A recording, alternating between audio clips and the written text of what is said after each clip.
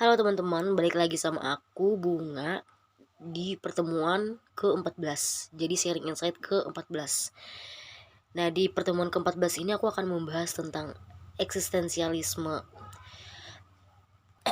Oke, sebelum aku membahas eksistensialisme lebih jauh, aku akan memperkenalkan tokohnya dulu. Tokohnya itu ada Abraham Maslow dan Carl Rogers. Abraham Maslow itu dikenal dengan teori aktualisasi dirinya, dan Carl Rogers itu dikenal dengan metode terapi yang berpusat pada klien atau client center terapi. Nah, eksistensialisme itu apa sih? Nah, eksistensialisme itu merupakan salah satu pendekatan yang berkaitan dengan aliran humanistik. Nah, jadi eksistensialisme ini juga berkaitan dengan kebebasan, yang dimana kita juga harus bisa mempertanggungjawabkan kebebasan itu, jadi tidak menyalahgunakan kebebasan itu. Nah, oke, konsep dasar dari eksistensialisme itu ada tiga. Itu ada kesadaran diri, ada kebebasan, tanggung jawab, dan kecemasan, dan yang terakhir itu ada pencipta makna. Nah, berikutnya aku akan membahas tentang karakteristik konseling. Nah, yang pertama itu adanya dalil-dalil yang melandasi. Yang kedua itu berusaha untuk melengkapi, bukan menyingkirkan dan menggantikan orientasi-orientasi yang ada dalam psikolog. Yang ketiga itu ada sasaran-sasaran eksistensial, yang dimana ia mengembangkan konsep yang komprehensif secara menyeluruh tentang manusia dan memahami manusia dalam keseluruhan realitas eksistensialnya. Dan yang keempat atau yang terakhir itu ada tujuan utamanya. Tujuan utamanya adalah menemukan kekuatan dasar tema atau tendensi dari kehidupan manusia yang dapat dijadikan kunci ke arah lebih memahami manusia. Nah, yang selanjutnya itu ada peranan konselor. Menurut Bohler dan Aller, para ahli psikoterapi humanistik itu memiliki orientasi bersama yang mencakup hal-hal berikut. Yang pertama itu mengakui pentingnya pendekatan dari pribadi ke pribadi. Yang kedua itu menyadari peran dan tanggung jawab terapis. Yang ketiga, mengakui sifat timbal balik dari hubungan terapeutik. Yang keempat, berorientasi pada pertumbuhan. Yang kelima, lebih menekankan keharusan terapis terlibat dengan konseli sebagai suatu pribadi yang menyeluruh. Yang keenam, itu mengakui bahwa putusan-putusan dari pilihan-pilihan akhir itu terletak di tangan konseli.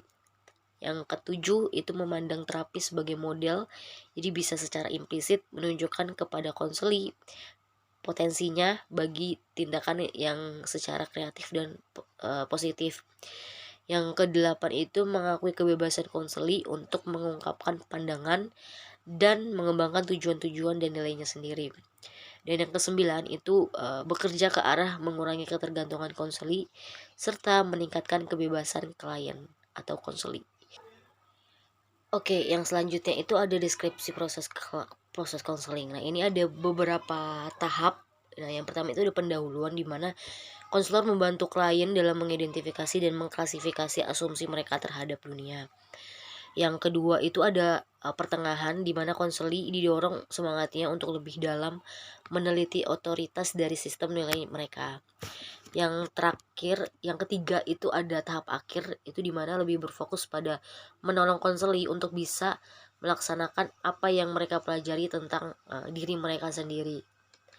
Nah, yang berikutnya itu ada teknik-teknik dari pendekatan eksistensialisme. Itu ada, yang pertama ada penerimaan, rasa hormat, kedua rasa hormat, ketiga memahami, keempat menenteramkan, kelima memberi dorongan, keenam pertanyaan terbatas, ketujuh memantulkan pertanyaan dan perasaan konseli, kedelapan bersikap mengizinkan untuk apa saja yang bermakna, kesembilan menunjukkan sikap yang mencerminkan ikut merasakan apa yang dirasakan oleh konseli. Nah, selanjutnya itu ada kelebihannya. Kelebihannya itu ada 5. Yang pertama itu teknik ini dapat digunakan konseli ketika mengalami kekurangan dalam perkembangan dari kepercayaan diri. Yang kedua itu adanya kebebasan konseli untuk mengambil keputusan sendiri. Yang ketiga, memanusiakan manusia. Yang keempat, bersifat pembentukan kepribadian dari hati nurani, perubahan sikap, dan analisis terhadap fenomena sosial. Dan yang terakhir itu ada pendekatan terapi eksistensial ini lebih cocok digunakan pada perkembangan konseli seperti masalah karir, masalah percintaan, kegagalan dalam perkawinan, pengucilan dalam pergaulan, ataupun transisi perkembangan dari remaja menjadi dewasa. Nah, yang selanjutnya itu ada kelemahan dalam pendekatan eksistensialisme. Itu ada ketiga. Yang pertama itu dalam melaksanakannya tidak memiliki teknik yang tegas. Yang kedua, terlalu percaya pada kemampuan klien dalam mengatasi masalahnya atau keputusan ini ditentukan oleh konseli itu sendiri. Dan yang ketiga itu membutuhkan waktu yang lama.